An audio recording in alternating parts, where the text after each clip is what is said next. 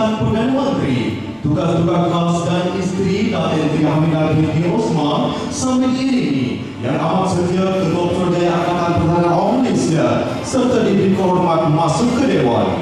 Bismillahirrahmanirrahim. Assalamualaikum warahmatullahi wabarakatuh. Bersama warga APM Terengganu.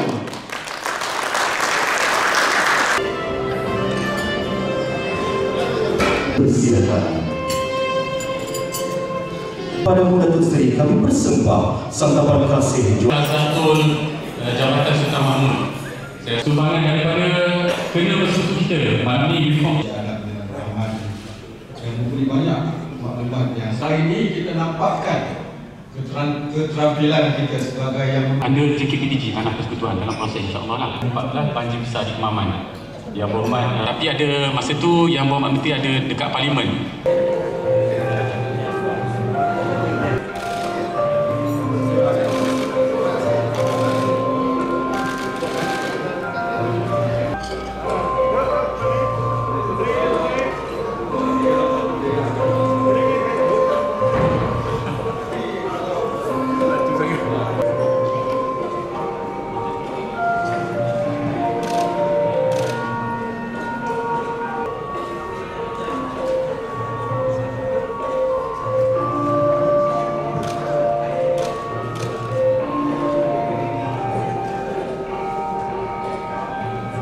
Seterusnya dipersilakan Ketua Bersekutu Pertahanan Awam Datuk Abdul.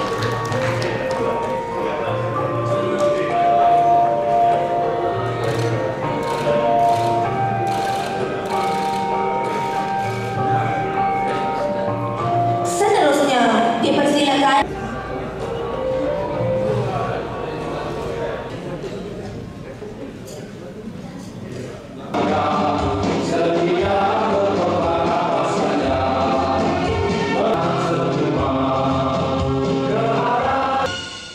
dengan berakhir nyanyian yang sebentar tadi dipersilakan.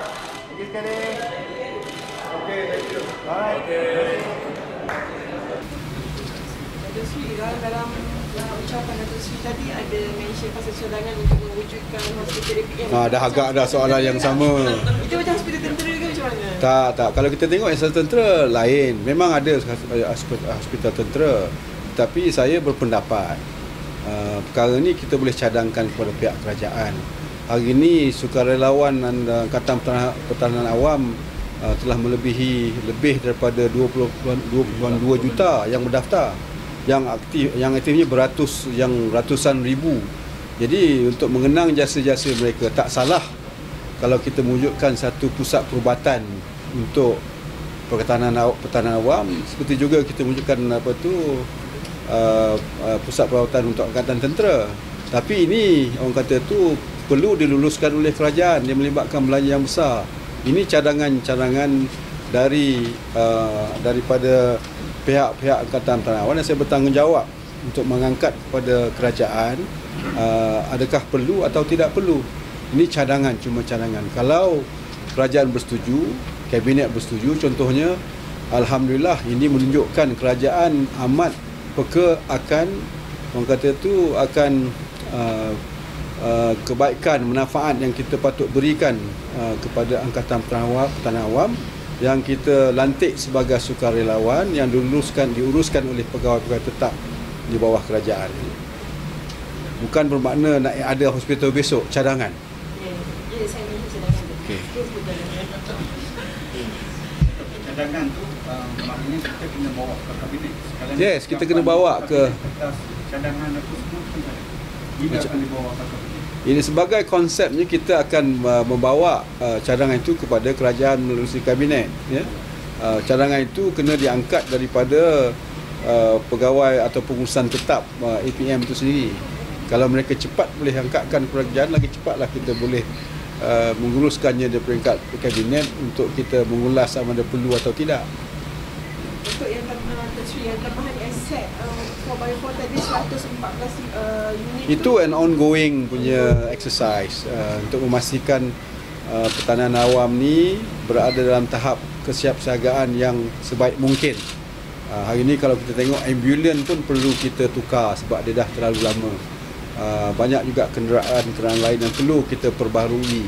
Mana kenderaan yang melibatkan kos penyelenggaraan itu tinggi, eloklah kita tukar dengan fleet yang baru. Kita pun dah bermula, contohnya sebagai persediaan yang lebih lengkap dalam menghadapi banjir tahun ni, kita pun dah memulakan perolehan untuk 30 unit 4x4 untuk digunakan oleh negeri-negeri yang kita anggapkan menghadapi ancaman banjir.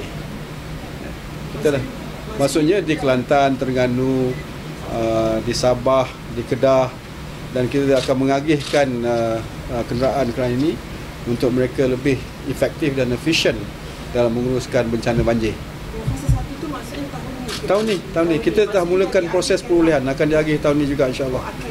Ya.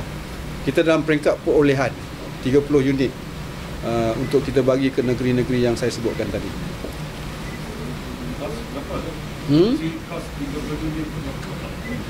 Kos tu saya tak tahu kos je. Kalau kita tengok harga pasaran ini, kita semua tahu lebih kurang sebiji itu lebih kurang 100 ribu pun tak sampai. Jadinya kalau kita kalikan 30, 41 juta. 41 juta, tak banyak pun. Kalau kita lihat dari segi orang kata tu keseluruhan tenaga yang ada di Angkatan Menawan ni memerlukan lebih aset lagi untuk menambah baik kita punya logistik dalam usaha untuk membantu bencana dan menguruskan kecemasan.